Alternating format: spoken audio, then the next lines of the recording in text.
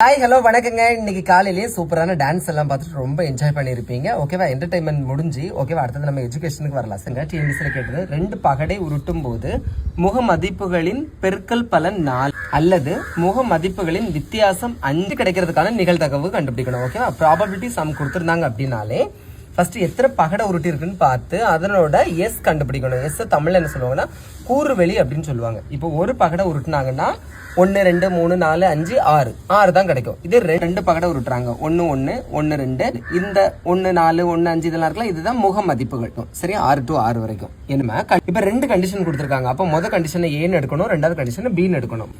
முக மதிப்புகளின் பெருக்கல் பலன் 4. அதாவது பெருக்குனா 4 வரணும். அப்ப இதெல்லாம் வரும் 1 4 பெருக்குனா 4 1 பெருக்குனா 2 2 பெருக்குனா எத்தனை வரும்? 4 வரும். என்ன எழுதியாச்சு.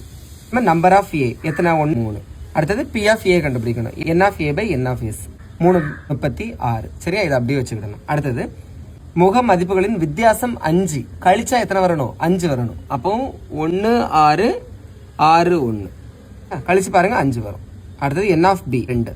பி ஆஃப் பி எத்தனை?